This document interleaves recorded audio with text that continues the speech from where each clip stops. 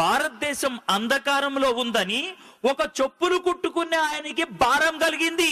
చెప్పులు కుట్టుకునే ఆయనకి భారం కలిగితే 1793 సంవత్సరం నవంబర్ 11వ తారీఖున భారతదేశంలో అడుగు పెట్టాడు ఆయన. భారతదేశానికి రావడానికి 4 నెలల పడవ ప్రయాణం పట్టింది. ఆ 4 నెలల్లో బెంగాలీ భాష చదవటం, బెంగాలీ భాష రాయటం, బెంగాలీ భాషలో మాట్లాడటం నేర్చుకున్నాడు. భారతదేశంలో అడుగు పెట్టినప్పుడు భారతీయ భాష మాట్లాడాడు. 36 సంవత్సరాలు భారతదేశంలో ఉండి 44 భాషలు నేర్చుకున్నాడు. 40 భాషల్లోకి బైబిల్ తర్జుమా చేద్దామని ఆరంభించి 28 భాషల్లో కొత్త నిబంధన పూర్తి చేసి 17 భాషల్లో బైబిల్ పూర్తి చేశాడు. ఈ రోజు నీ చేతుల్లో బైబిల్ ఉన్నదంటే కారణం ఆయనే. ఆయన ఎవరో తెలుసా? William Carey. ఒక్క విలియం కేరీ 17 భాషల్లోకి బైబిల్ తర్జుమా చేసి నీ చేతుల్లో పెట్టాడు. అంతేనా? అక్కడితో ఆగిపోయాడా? నీ చేతుల్లో పెన్ ఉందంటే కారణం విలియం కేరీ. భారతదేశంలో మొట్టమొదటిసారిగా ఇంక్ తయారు చేసింది ఆయనే. జిందగీలో రైలు బండి ఎక్కినావంటే కారణం విలియం కేరీ. భారతదేశంలో మొట్టమొదటిసారిగా స్టీమ్ ఇంజన్ పెట్టింది ఆయనే. బ్యాంక్ లో పైసలు పెట్టినావా? కారణం విలియం కేరీ. భారతదేశంలో మొట్టమొదటిసారిగా బ్యాంక్ పెట్టింది ఆయనే. పొద్దున్నే లేచి ఈనాడు, జై తెలంగాణ న్యూస్ పేపర్ చదివినావా? థ్యాంక్స్ చెప్పాలి విలియం కేరీకి. భారతదేశంలో తొలిసారిగా భారతీయ భాషలో న్యూస్ పేపర్ ముద్రించింది ఆయనే. ఆడపిల్లలు కాలేజీకి పోతున్నారా? థ్యాంక్స్ చెప్పాల్సింది విలియం కేరీకి.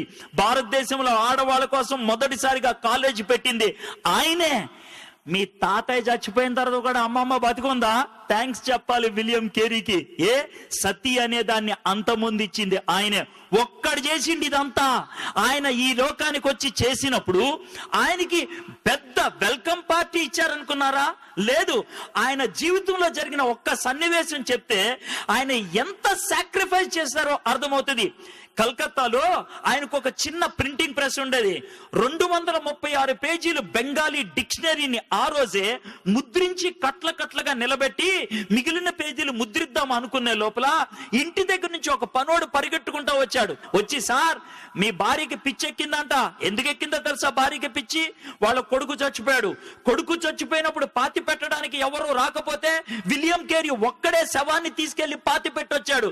ఆ యొక్క ఎమోషన్ లో భార్య పిచ్చెక్కి రాయితో తల కొట్టుకొని రక్తం కారుతుందంటే విలియం కేరీ భార్యను ఓదార్చుతామని వెళ్తూ ఉంటే వెనక నుంచి ఇంకోటి పరిగెట్టుకుంటూ వచ్చి, సార్ ఇప్పుడే మీ ప్రెస్ తగలడిపోయింది అని అన్నాడు.